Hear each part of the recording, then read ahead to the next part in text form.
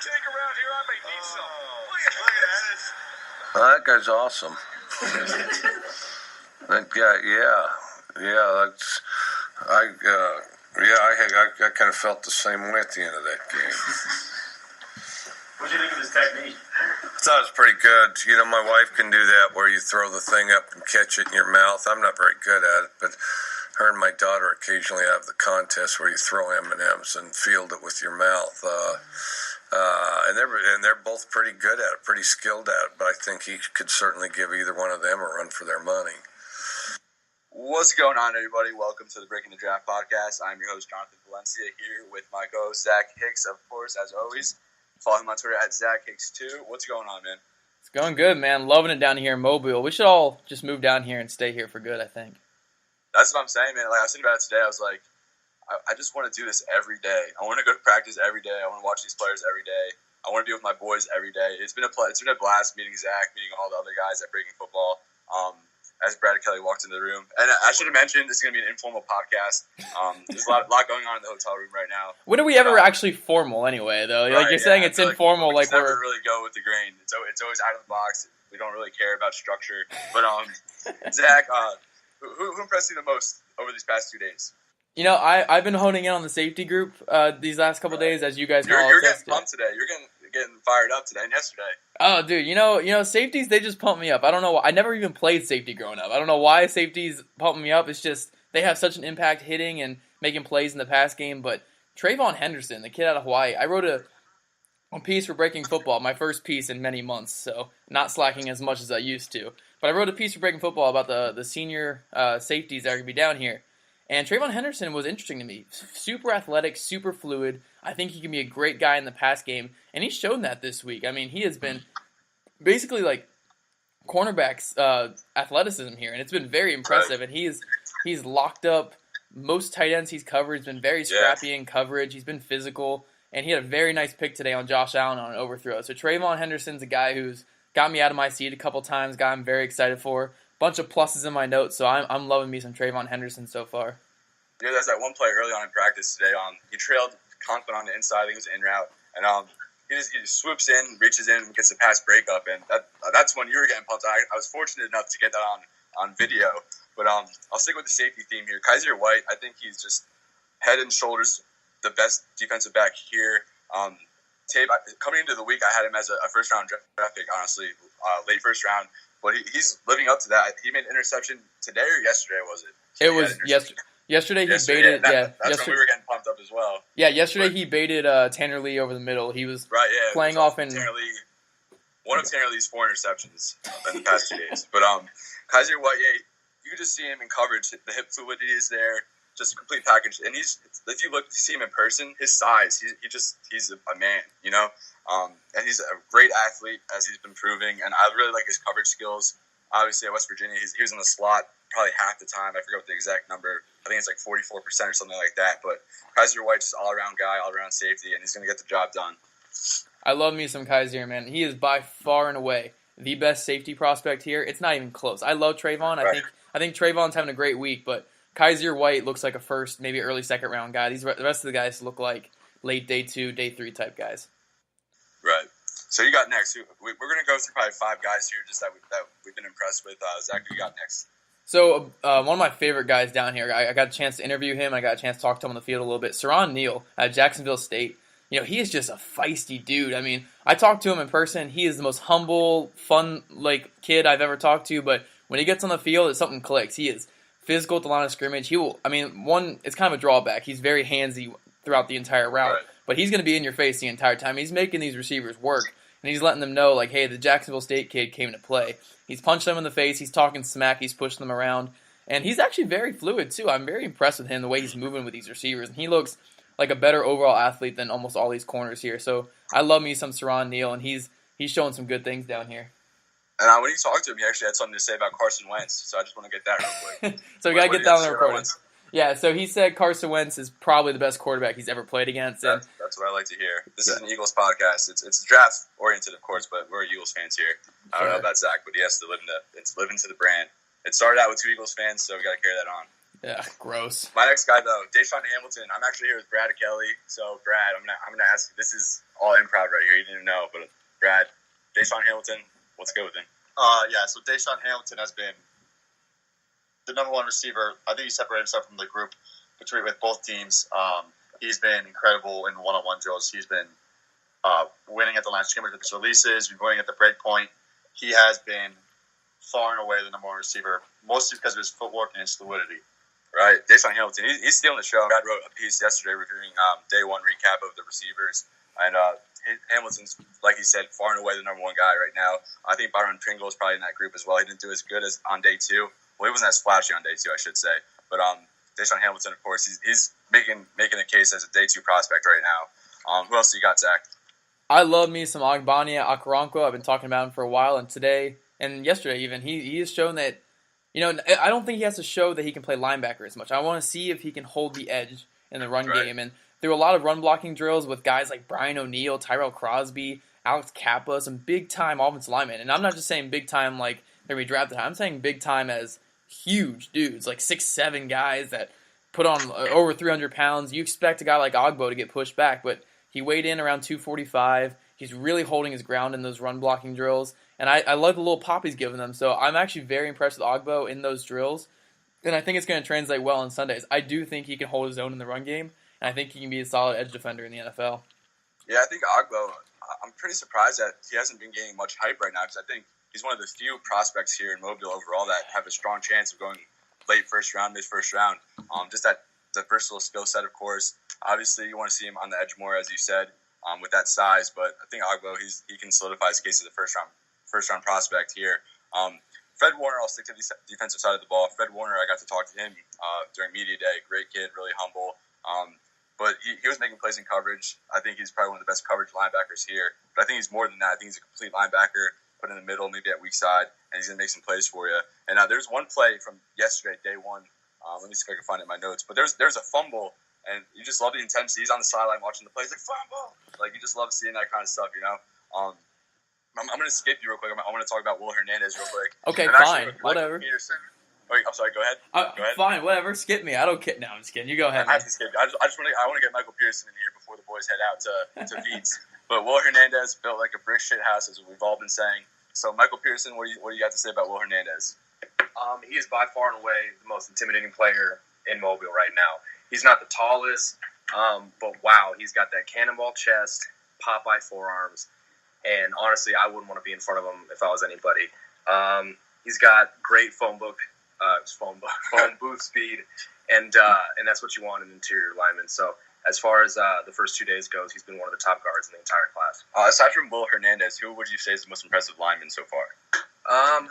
Let's see. I really like a small school guy as well. His name is Skylar Phillips, Idaho State. You might know that school from Jared Allen. He was probably the only lone alumni from that school. But he's one of the most, if not the most polished in terms of hand usage in pass protection.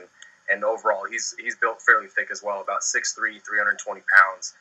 He's more like Will Hernandez light. And I talked to him a little bit today, and he's trying to stay humble, but he told me that he's ready to prove people he might be the best guard here. Awesome, good stuff. Thank you a lot. Thank you a lot, Michael and Brad. Shout out to them. I follow Michael at Chargers lately on Twitter, and follow Brad at Brad Kelly 17, I believe. All right, go ahead, Zach. I skipped you, so it's only fair that you can talk about your last two guys now. So you can't be skipping a guy like me. I have a very big ego here, and you're just crushing it. The gentleman, you want to get traded or something? You're trying to go somewhere else now? Yeah, I'm gonna try to find another podcast. I already have another one, but I'm gonna find Right. another co-host. But to jump into my next guy here, Byron Pringle out of Kansas State. I know that you were just talking him up, but man, he has been great these last 2 days. Honestly, I'm gonna be completely honest here. When we were going to weigh-ins, I was sitting next to Brad, and they were measuring Pringle up there, and I was like, "Who the heck is this?" I'd never even heard of him. I didn't even know he got invited. He must have been like a really late invite because I had no clue who he was. But he's shown up the last 2 days, man. Quick footwork. He's catching everything, tracking the ball really well. I mean, he's been excellent. He's burned a lot of these corners, and I know James Washington's getting a lot of hype on like Twitter and social media, but Pringle's been way more impressive than Washington. I agree as well. I think Washington. It's easy to say Hamilton and Pringle have been the top two. I was talking to Brad Kelly earlier. Obviously, you just heard him talk about Hamilton, but I was asking who have the top 3 receivers been down here in Mobile, and without hesitation, it was Hamilton, Pringle, top 2. Yep. He thought about it a little bit. He said James Washington probably 3. So take that for what it's worth. But yeah, I didn't even see much of Washington on the field today. Was that just me? I mean, I was kind of watching offensive line more during the South practice. He was on South, I believe. But yeah, during South practice, I was watching offensive line a little bit more. But did you see much from Washington today in practice?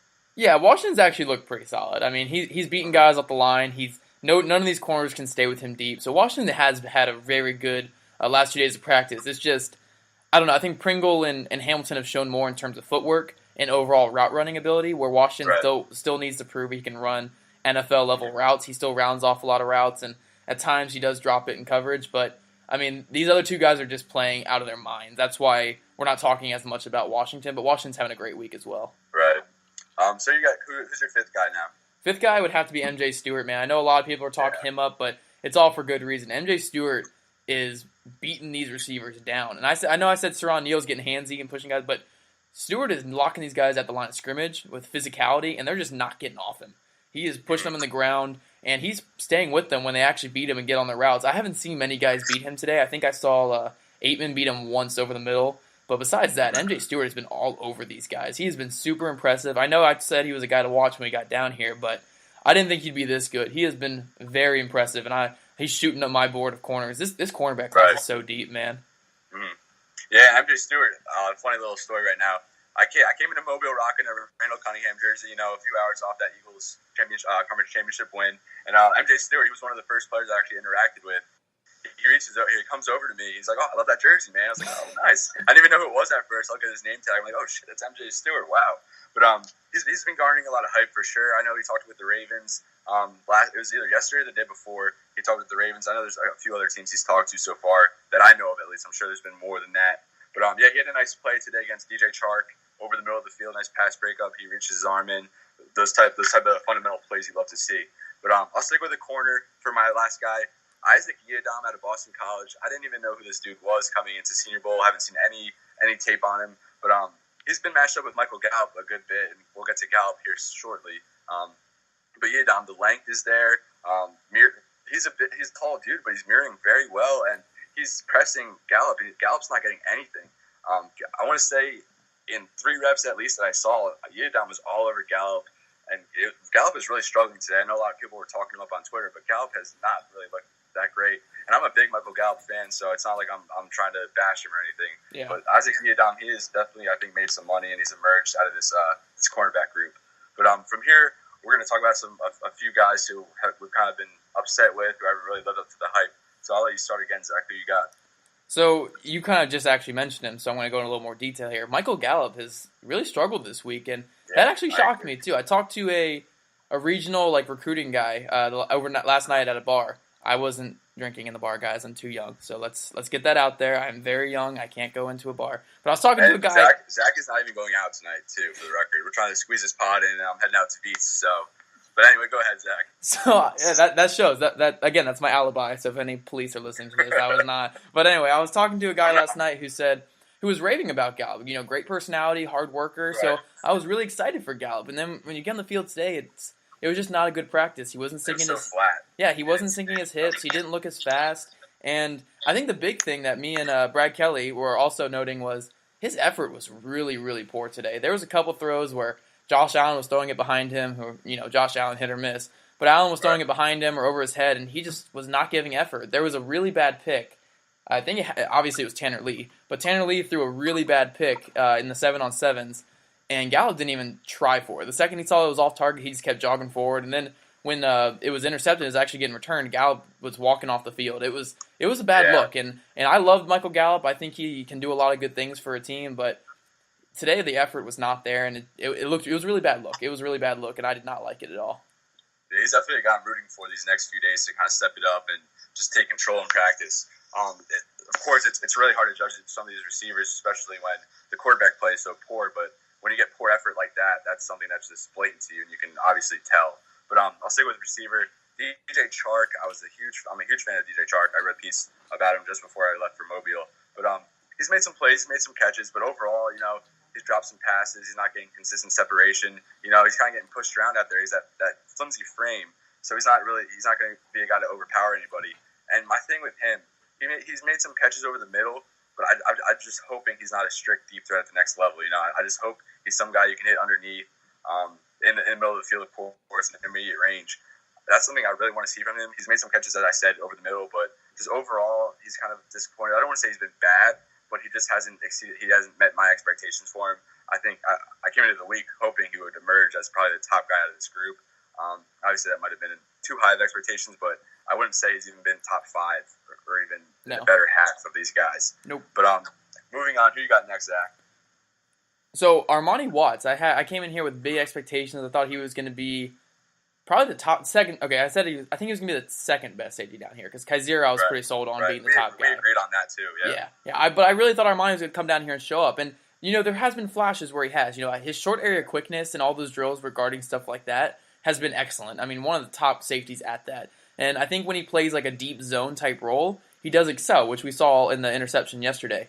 But man, every single one-on-one drill where he has to cover a tight end or cover a receiver, no chance. He has no chance whatsoever. I remember there was a play today where he lined up against Deshaun Hamilton in 7-on-7s, and before the play started, I looked at it and I said, "There is no chance Watson is going to stay with him." It's not going to be good. Nope. Right. And Hamilton beat him by about 6 or 7 yards. Like he was open by so many yards in that 7x7. And you see the same thing when he covers tight ends too. Tight ends, the second they get out of their break, Watts is not even near them. I'm not saying he's like on them and they're just catching the ball. He's not near them. And with a guy like his size, where he's 5'10", 190, where he needs to be athletic enough to be there, and he's just not. And it's a bad look, but I think there's a certain role for him in the NFL, but he just hasn't looked very good playing a bunch of different roles this week. No, I agree completely. Today, obviously, you and I were watching. We were watching him day one of practice as well. He had a nice interception. We got pumped on the sideline for that one. But aside from that, he hasn't really done much. He was up against. You don't want him against tight ends either. Up against Tyler Conklin, who's not the most explosive guy.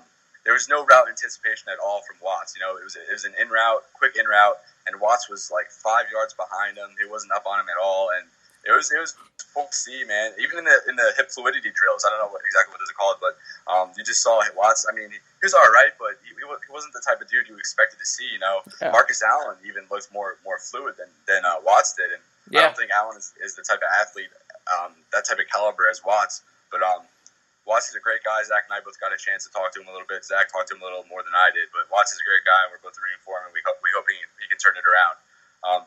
My next guy, Ian Thomas, tight end, Indiana. He's another guy I got to talk to. I'm a huge fan of Ian Thomas. He's up there. He could be my tight end 1. I'm not giving out any final grades right now, of course. The tight end class is wide open. Dallas Goedert getting hurt day 1 really hurts because this was his opportunity to kind of solidify himself as that consensus tight end 1. And he got off to an early start in practice. It was like 4 snaps, and he already had 2 catches, and then he gets hurt. So, but Ian Thomas, I think he still has something to gain. The only thing with him is his hands, man. He can't catch the ball really. I mean, I want to say he has more drops than he does catches, and that's such a shame because Thomas, like his route running is so advanced at the tight end position. And Thomas, I talked to him a little bit, got some background on him, and he took like 5 years off of football after his parents passed away, which is obviously unfortunate. But he was able to channel that into motivation to get back onto the field. And he loved like the frame. He just looks like a football player, man. He looks like an explosive athlete. As I said, route running is superb. He sets up, and he even told me, I was like, so what's your favorite thing to do? Like, he blocks, he's H-back, he's in the slot. He's like, what's your favorite thing to do? He's like, I like going deep. I was like, awesome, that's what I like to hear. But the problem being, if you can't catch the ball, you're not going to be able to go deep. So Ian Thomas, I'm really rooting for him as well. I'm rooting for all these guys. But Thomas especially, I kind of connected with him a little bit. But Zach, you guys, your final guy. So my final guy is going to be a quarterback. So drum roll. Let's see if it's Josh Allen or Baker Mayfield. All of them. No, I'm just kidding. Now the quarterbacks actually, the quarterbacks haven't been that great, but one that has really disappointed me this week is Mike White. We came into this week with the expectation that White would dominate his group. Now I didn't have the expectation because I thought Lauletta was the best of his group, but a lot of scouts, a lot of people were saying that White was going to dominate his side. He just has been very inaccurate. He has been terrible. Yeah. He has been bad. Okay, I was being a little nice. He's been very. I'll say it for you. He has been. If Tanner Lee wasn't here, Mike White would be the worst quarterback. But luckily for him, Tanner Lee is here. I don't know. I think Silver's been a little worse than White, but we can argue about that. Don't trash my boy like that. But anyway, yeah, White's just been inaccurate, been all over the place, and the problem is he doesn't have like another trait to fall back on. He has a really weird release. He's not very mobile. So his big trait that he needed to come back on was either arm strength or accuracy, and neither of them has been showing off to a great extent this week. Because one, there's guys with a lot better arm strength than him here, if counting Tanner Lee and Josh Allen, and then two, I mean, he's just not that accurate. Kyle Laletta has really looked like the best of his side of the group there. Laletta's been excellent, and it's made White look a lot worse, and even Benkert's made a lot more throws than White has this week, and Benkert's actually been fairly impressive because I thought he was going to be very inconsistent. So White just hasn't shown up in that group, and he said he would take himself first overall if we're talking Browns. Remember, he said that in an interview the other day. So I don't know. White, he's not looking like it.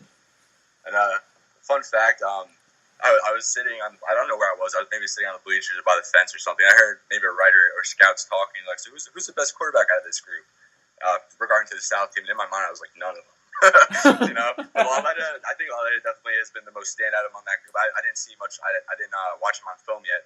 But he sounds intriguing. I actually saw him talking to the Dolphins and the 49ers. Yeah. And I think the 49ers would be really interesting. He's gotten those Jimmy G comps, so who knows what goes down there.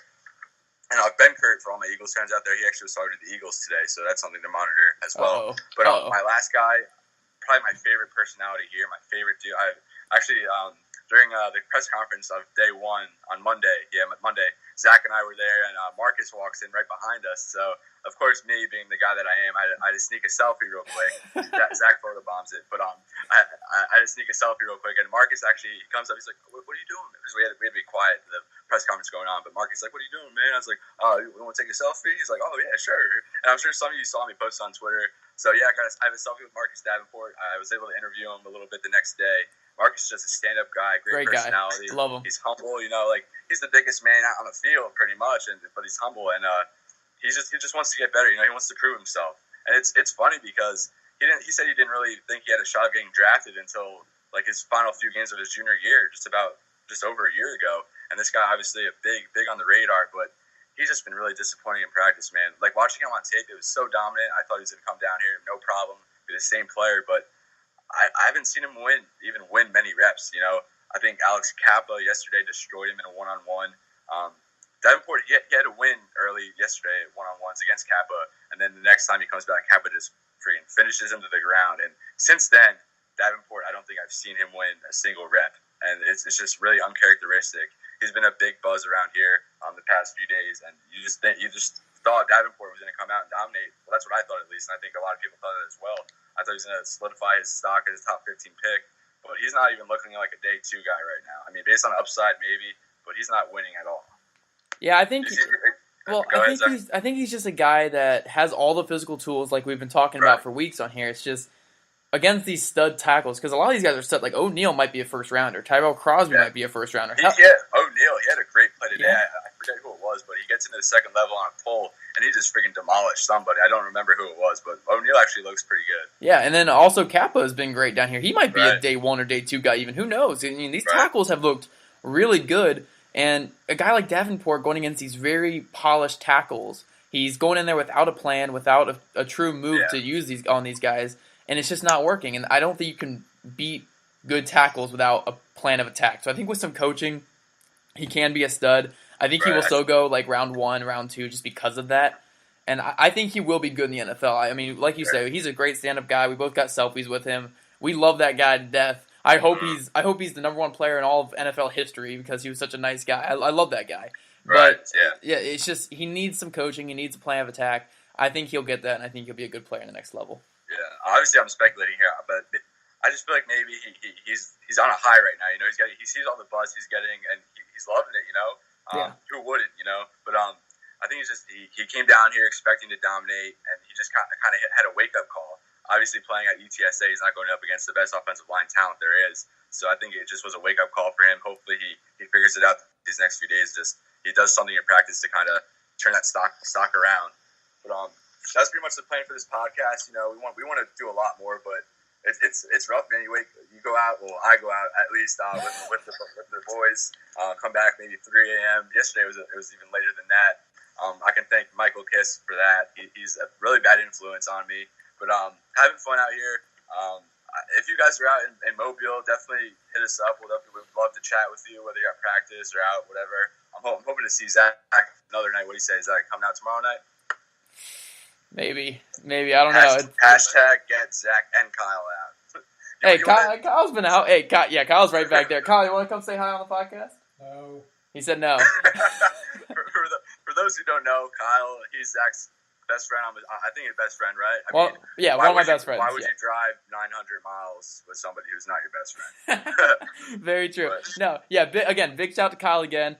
You know, he's been my chauffeur all week. Although he is horrible with directions, he might be the worst at navigating in the history of driving. I mean, we've nearly gotten killed 4 or 5 times going down foggy back roads, and luckily Mobile is a nice little city, a nice little town here. Or if we were in like Baltimore or something, I'm guaranteed we're dead. So Kyle, thank you for being my chauffeur this week. He's right behind me, so he's laughing. But thank you for being my chauffeur this week, Kyle. You've been.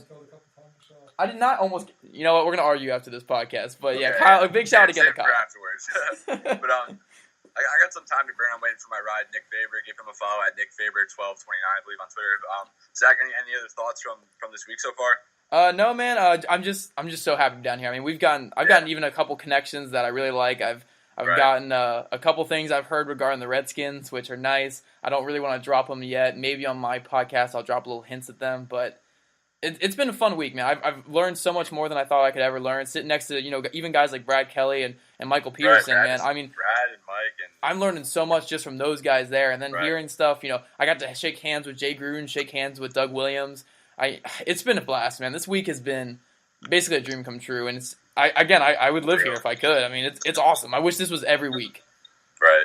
For those who weren't able to make it down next year, I would make it right now. I would make it a priority to figure it out. Get yourself down here. Save up the money for your flight or whatever you need to do. Save up your lodging expenses. This has been an extremely. I can't even put it in words. Honestly, Zach said it perfectly. But this has just been, I don't know, man. You're surrounded by all these stars, all these future NFL players. And on top of that, you're surrounded by all these media guys who we all look up to, who we aspire to be, and it's just unreal, man.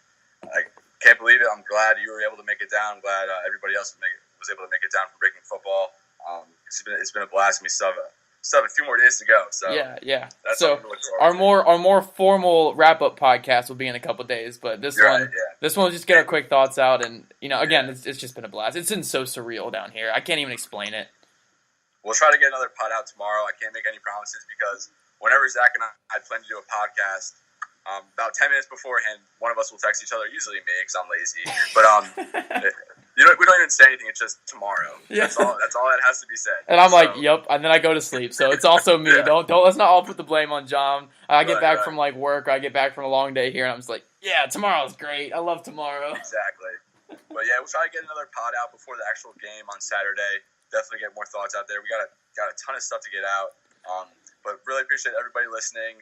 And of course, keep watching the Senior Bowl on NFL Network. I'm sure you might see us in the stands or something, maybe. But as always, trust your eyes, not the hype.